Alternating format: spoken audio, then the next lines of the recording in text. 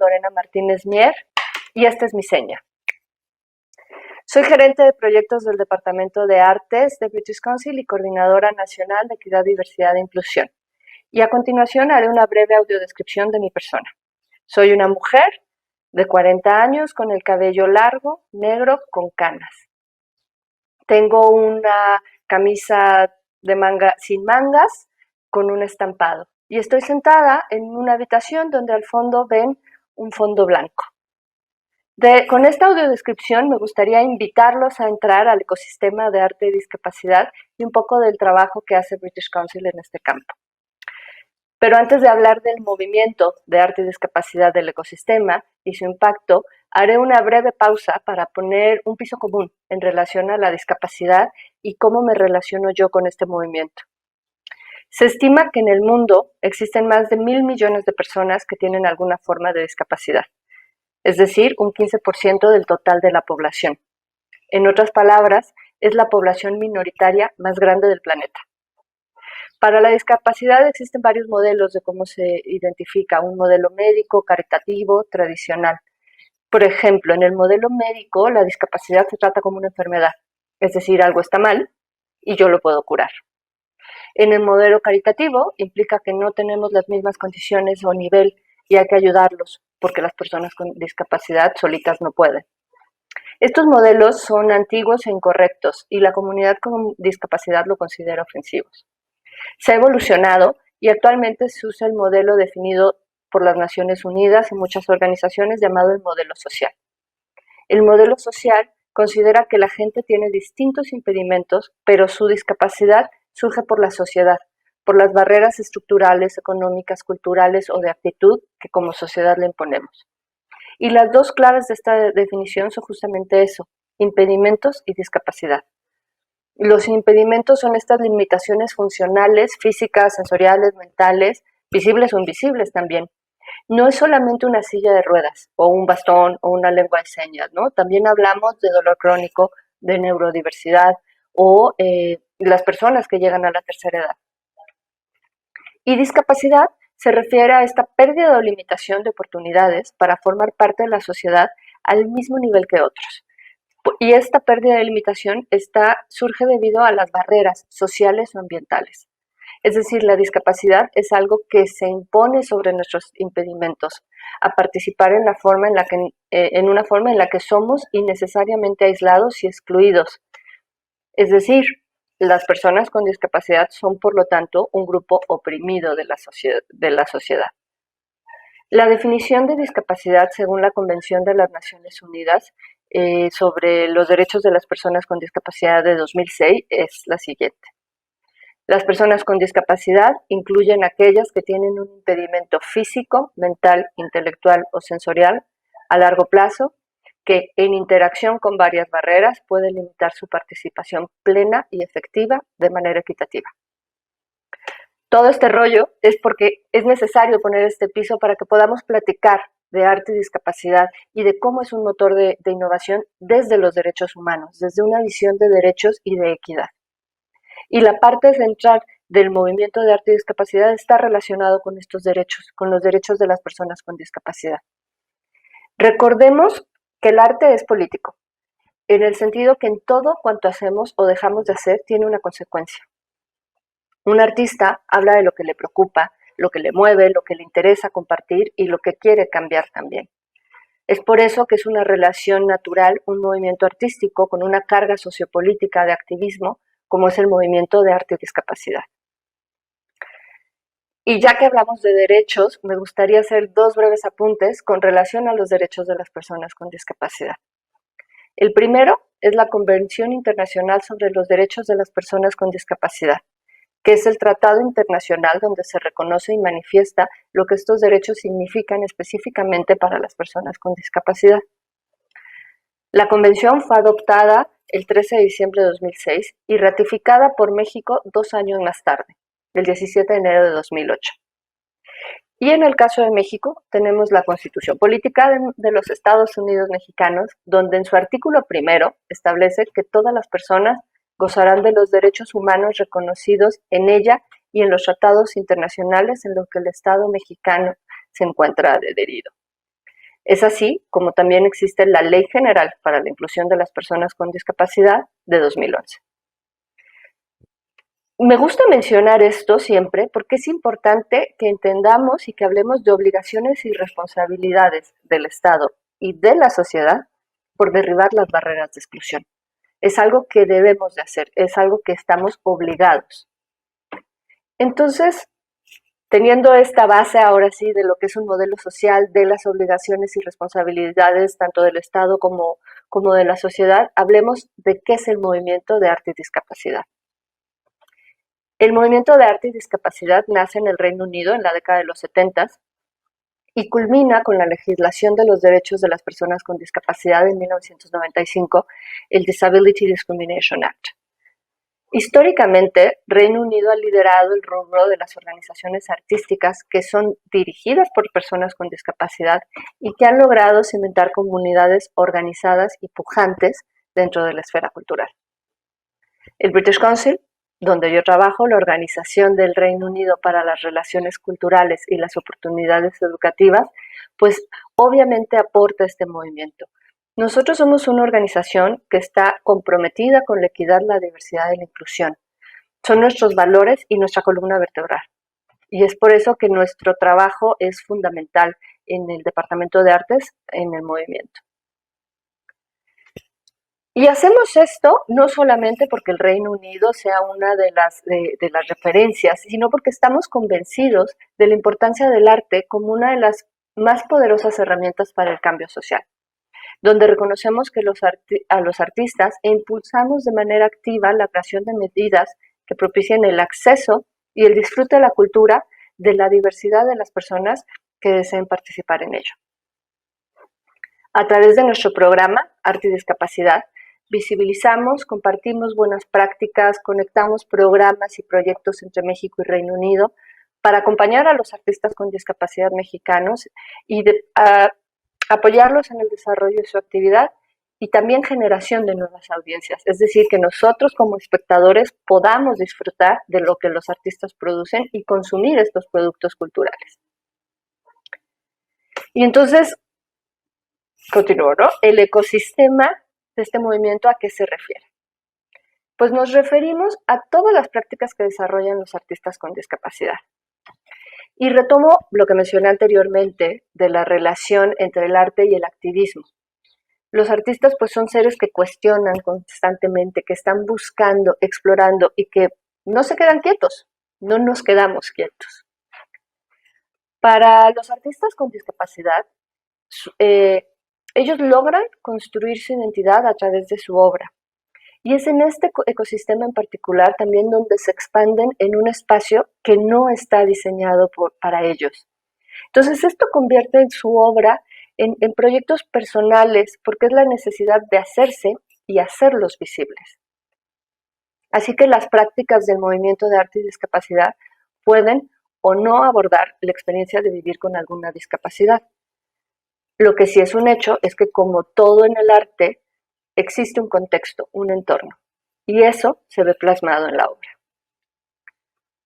Algunas de las prácticas y propuestas en las que se mueven los artistas con discapacidad y de este ecosistema son creación de nuevas experiencias estéticas a través de cuerpos que históricamente han sido desechados para aportar el diálogo. Es decir, cómo es esta nueva corporalidad, cómo se mueven estos cuerpos diversos en el espacio y cómo nosotros interactuamos con ellos como espectadores. Creaciones que no necesariamente hablan de discapacidad, sino que permite desvelar los fallos sistémicos, habitar otros mundos, reflexionar. No necesariamente te voy a hablar de la discapacidad que cuenta el artista, pero él sí te está contando su vida. Y es ahí donde está reflejando el fallo sistémico que tenemos. El uso del arte también para empoderar a esta comunidad que sufre marginaciones. Porque el ser una mayoría o una minoría no te quita poder. Es importante que pensemos esto porque el artista tiene el poder en su obra y a través del empoderamiento puede apelar al cuerpo, puede apelar el lenguaje, apelar a la posición del sujeto, y del sujeto es el espectador, la misma institución. En Jalisco cuentan con grandes representantes de este ecosistema. Tienen al fotógrafo Joaquín Urrutia, la cantante Mari Camarena, la actriz y directora Sofía Olmos, el cantante y gestor cultural José Antonio Oliva, y puedo mencionar bastantes más. Los invito a que los busquen en redes sociales y que sigan su trabajo. Yo empecé a formar parte de este movimiento y considero que el arte que generan los artistas con discapacidad es lo más personal, irreverente y divertido en lo que he estado involucrada. En este movimiento también incluimos todas las propuestas con relación a la accesibilidad de los públicos. Y a esto se le llama la estética de la accesibilidad. Siempre decimos, ¿no?, que que la necesidad es la madre de la invención. Y en las artes escénicas esto no es una excepción. Podemos pensar en cómo incluir un intérprete de lengua de señas que no sea un pegota, que tengamos nuestra función y tengamos a nuestro intérprete, pero que nuestro intérprete interactúe con toda la obra, forma parte del movimiento del diseño de la obra. El intérprete necesita una luz constante para que los sordos puedan ver las señas. O en el caso de las audiodescripciones, para un público con discapacidad visual, que es un poco el ejercicio que realicé al principio, describir la escena, pues también podemos incluir eso dentro de la dramaturgia, dentro de la narrativa, que se vaya describiendo la escena al mismo tiempo que se va realizando. Y es decir, no tenemos que generar una propuesta de accesibilidad más. Es decir, no tenemos que darle los audífonos a estas personas, la audiodescripción ya está integrada en nuestro texto. Los requerimientos por lo que se debe preocupar uno para la accesibilidad, la verdad es que no son simples añadidos de última hora, no deben de ser así, porque se ve muy claro, sino que realmente deberían de influir y dar forma a la obra, porque dan una forma te dan sorpresas inesperadas. ¿Cómo puedes integrar unos subtítulos en texto que se vean estéticamente integrados, ¿no? Es parte de la creación de la obra. Si empiezas con la idea de que quieres que tu teatro, tu presentación sea accesible, tienes que ver el texto, tienes que desentrañar en el texto y entender la estética, cómo lo puedes incluir. Es necesario que reconozcamos las barreras que existen y el futuro específico al que queremos llegar para poder trazar un plan de acción de actuar. Y para eso podemos hablar de oportunidades, retos, tecnología e innovación. Un gran reto se ha presentado en estos momentos en la pandemia de tener un pleno acceso. Las medidas de protección contra COVID-19, como el distanciamiento social, deben basarse en una estrategia de recuperación inclusiva que gestione el riesgo para la salud y la seguridad, identifique el impacto en diferentes grupos y genere como resultado soluciones inclusivas. Si bien la implementación de nuevos protocolos de aislamiento mitiga riesgos de contagio, también estas adecuaciones pueden representar importantes barreras para la accesibilidad. ¿Qué sucede con aquellas personas que necesitan 1 o 2 personas que las asisten para acceder a cualquier lugar? No les permiten la entrada porque son 3. Entonces es importante que nos centremos en una recuperación que promueva la accesibilidad y la inclusión para todos. Pero también ha sido esta pandemia una oportunidad.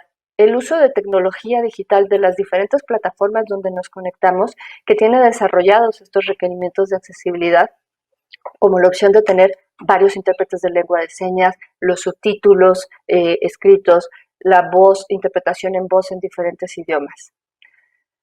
Otra oportunidad, por decir, es justamente el uso de subtítulos, ¿no? Los mexicanos estamos súper acostumbrados a los subtítulos en las películas, pero no los aplicamos al teatro.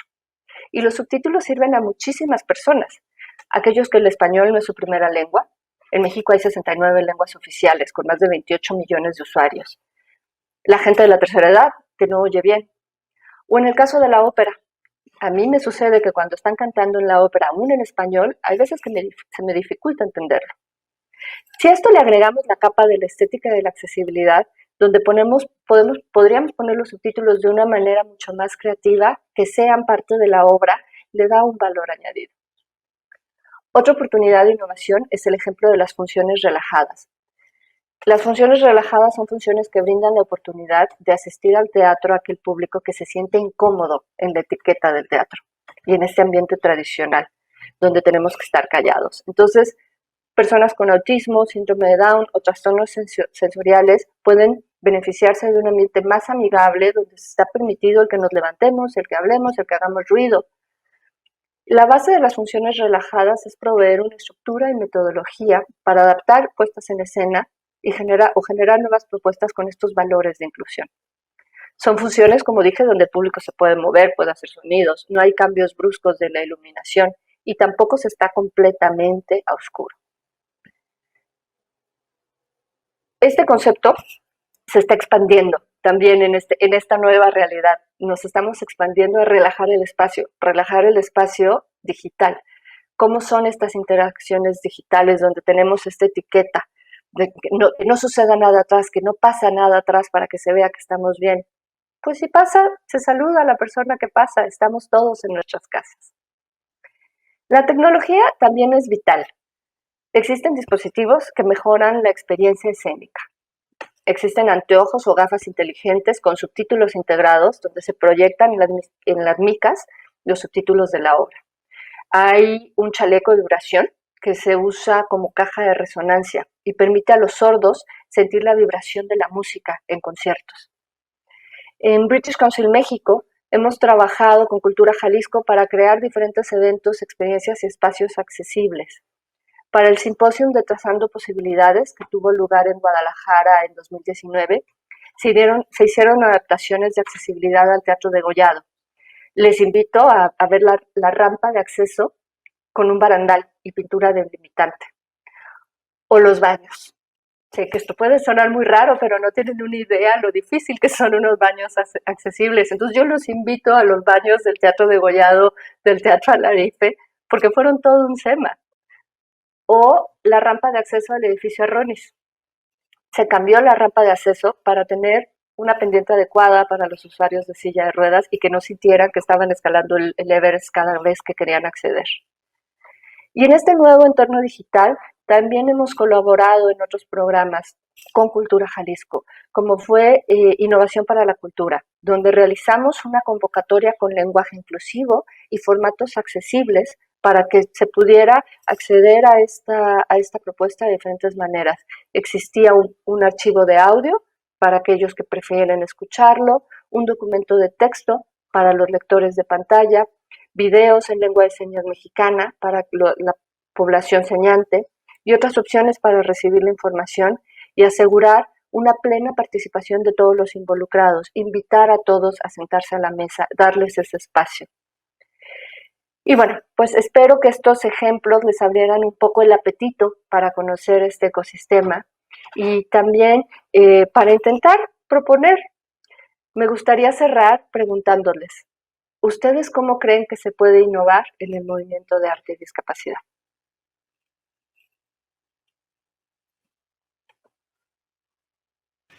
Es una gran pregunta, Lorena, la verdad. Creo que todo este tema de inclusión y demás podemos desarrollarlo y podemos crear muchísimos proyectos alrededor de todo esto. Y platícame, si alguien, alguno de los talentos que está viéndonos, está interesado en participar o en sumar parte de sus ideas o de sus proyectos, ¿a dónde se tiene que dirigir o dónde puede contactar toda esta iniciativa para iniciar en estos proyectos? Claro que sí, Meridiana. Los invito a nuestras redes sociales, nos encuentran como British Council México, también en nuestra página web, que es britishcouncil.org.mx, en nuestro trabajo en artes. Ahí encontrarán también el manual a puertas abiertas, que es un manual donde damos claves para crear espacios y eventos accesibles. Y de ahí les dará una pequeña idea de todas las posibilidades que esto nos da para ser creativos. Justamente esa creatividad que creo es la que hace falta para, o tal vez está ahí y no se ha atrevido a acercarse a este tipo de proyectos. Entonces, ahí está la invitación para todos ustedes talentos. Aquí en los comentarios pueden irnos dejando igual todas sus respuestas a esta pregunta que nos dijo Lorena. Y pues muchas gracias por esta conferencia, Lorena. La verdad, yo sí me quedé pensando de muchas cosas que podríamos hacer desde Talent, incluso de cómo invitar a todo este público que muchas veces ignoramos o no es que ignoremos tal cual, sino está ahí, pero como a veces hacemos todo tan deprisa, la creatividad y todos los proyectos de esta manera con la tecnología ha ido tan rápido y tan avanzado que, que nos olvidamos de esa parte sensible, ¿no? De la humanidad que tenemos ahí y demás. ¿Ustedes de alguna manera desde British Council al momento de hacer estos proyectos evalúan los espacios que tienen mala accesibilidad o cómo es de que logran tener como un acercamiento a los espacios públicos igual que hay allá afuera o privados en independientes? ¿Cómo es que hacen esta evaluación para llevar a cabo un proyecto? Sí, sí hacemos evaluaciones de los espacios físicos y también ahora de los espacios digitales. Tenemos pues listas de checklist de palomita, pero sobre todo que no hablé, me gustaría comentarles acerca de lo llamado ajustes razonables, porque eso también es muy importante. Si uno va a edificios, pues justamente como es el Teatro de Gollado, que es patrimonio, que no puedes hacer una rampa, porque no te lo permiten, no, ni modo que pongamos un elevador y cortemos las butacas. Lo que sí podemos hacer es justamente usar la creatividad para generar un espacio accesible e inclusivo. Es decir, yo sé que al segundo piso no puede subir una silla de ruedas, pues pongo los espacios para silla de ruedas en el primer piso. Yo sé que no puedo adecuar una rampa y tirar escalones. Generamos una rampa que se sobreponga, ¿no? Entonces, si contamos con diferentes listas que vas revisando y en general lo que son preguntas detonadoras. El manual que les mencioné cuenta con una sección de listas de preguntas a responder antes de iniciar y lo que genera son preguntas detonadoras de decir, bueno, pues si no puedo cambiar el edificio, tal vez sí puedo cambiar mi evento para que sea accesible. Entonces, esas son más las preguntas. No siempre contamos con la posibilidad, pero sí contamos con la creatividad, creo yo. Justamente, de eso se trata, de aplicar la creatividad a todo este tipo de proyectos. Y pues ya casi para finalizar, me queda más que agradecerte e invitar a todos los talentos a que sigan este tipo de proyectos, de que se unan a estas iniciativas, porque creo que es muy importante revalorizar toda esta parte humana de nosotros como creativos, como parte de una industria tan grande que es el tanto de entretenimiento como de creatividad, como de iniciativa pública en general para este tipo de eventos.